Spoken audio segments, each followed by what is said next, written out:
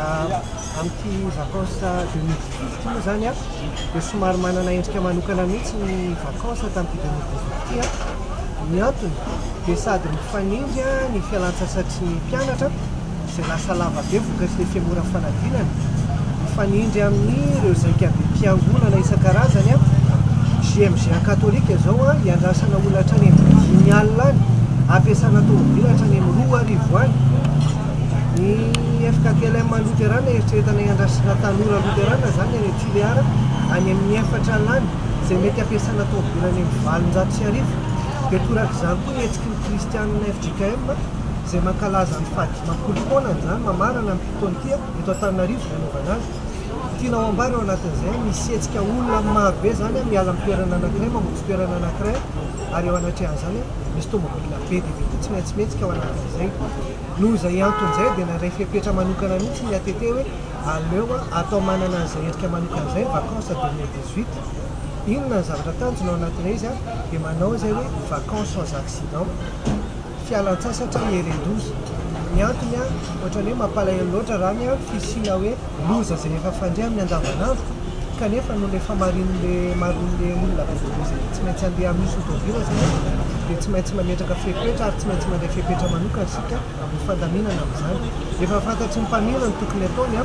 ireo olona rehetrarehetra any am-piangonana sy hamonjy ny vacances zany dia efa entanina dia zao ihany koa hoe mba miomana reo tompoka ny fandehanana sy ny fampiasana tomobila, fanteny tsara ny tomobila andehananareo, fantaro tsara ny mpamily mombamomba azy izay nareo vao mandeha manofa tomobila zany amin'ireny hoe manao spécial ireny. Faharoa manaraka izany dia tena manentana izay avy amin'ny ATT hoe aleo reo tompoka ianarantsika tsikelikely iverenana ao anatin'ny fanarahana lalàna. Miteny io hatramin'ny hoe fanarahana lalàna tsotra zao hoe fanarahana lalàna tsotra anankiray izay teneniko anareo hoe zaza 10 taona dia mandeha toerana anankiray. Izay zany dia efa hanalantsika ny atao hoe surcharge ny anatin'ny tomobila.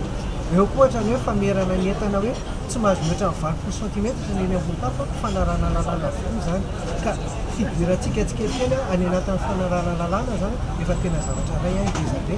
Zavatra fahatelo izay tiako ambara, izay ambaran'ny ATT ary antitra terina dia hoe aleo reo tompoko raha azo atao tsy hoe raha azo atao fa tsy maintsy maka autorisation spéciale ny tomobila rehetrarehetra izay miala amin'ny lalana izay tsy fandehanany amin'ny andavanandro. Tsy maintsy maka autorisation spéciale. Ny antony tsy maro amin'ny loza akory ny autorisation spéciale fa raha sanatria tokotsy tokoa ny loza dia manjary mety hoe ialan'ny olona andraikitra fotsiny zany hoe ianareo ary na dia tsy nahazo lalana ka izay mila hitandremana ao anatin'ilay izy sady mba ialana zany amin'ny fahasahiranana eny amin'ny lalana hoe eny antenantenan-dalana eny sika voakasaka amin'ny polisy na gendarme dia tsy maintsy miverina zany aka autorisation spéciale ve manjary le olona mpanofa indray zany no mampalahelo amin'izay fotoana izay ka anterina ho anareo mpamila tompona fiara, anterina ho anareo izay manofa fiara hamariny tsara hoe maka autorisation spéciale ny tomobila izay mifana, hamariny ny mpamily, hamariny ny tompona tomobila hoe tsy maintsy maka autorisation spéciale ianareo. Zavatra faefatra farany izay tiany ambara dia ny amin'ny hoe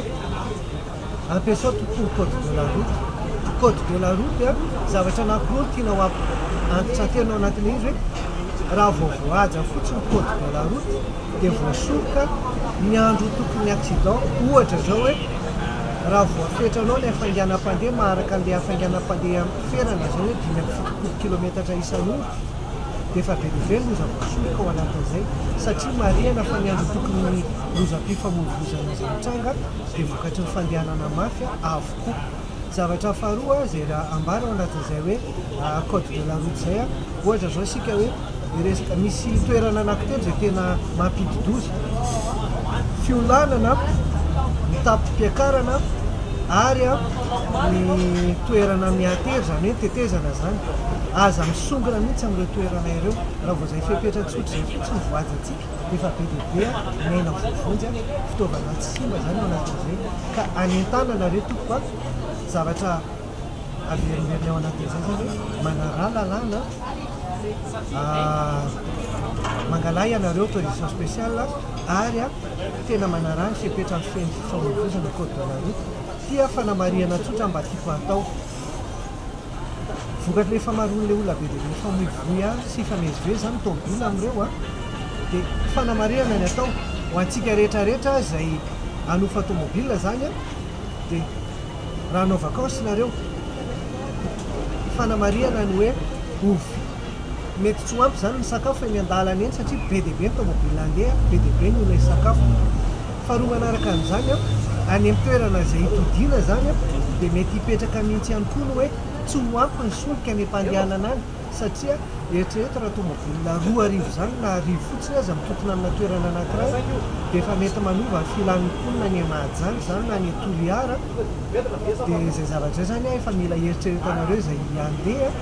hoe mandraisa fepetra manokana mikasika an'ireny ohatra hoe mitondra sakafo na hoe dia efa